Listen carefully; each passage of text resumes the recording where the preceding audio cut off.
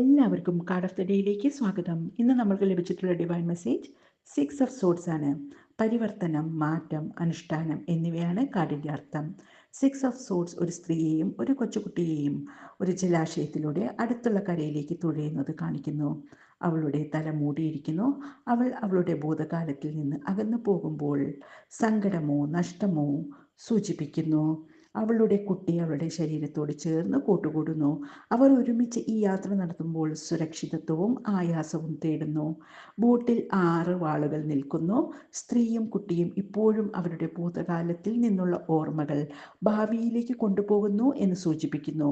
ബോട്ടിൻ്റെ വലത്തുഭാഗത്ത് വെള്ളം പ്രക്ഷുബ്ധമാണെങ്കിലും മുന്നിലുള്ള കടൽ ശാന്തമാണ്.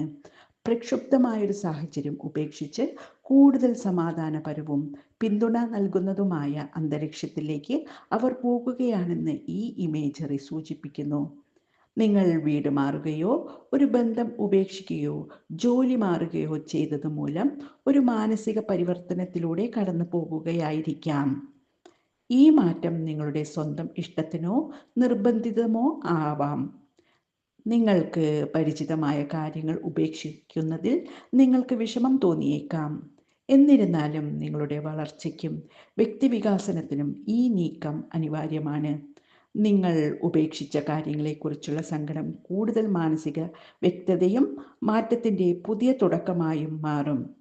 തൽഫലമായി നിങ്ങൾ ഒരു മികച്ച വ്യക്തിയായി മാറും. നിങ്ങളുടെ ഏറ്റവും എനർജറ്റിക്കായ വേർഷനായി മാറാൻ നിങ്ങൾക്ക് കഴിയട്ടെ എന്ന് ആശംസിച്ചുകൊണ്ട് നല്ലൊരു ദിവസം നേരുന്നു.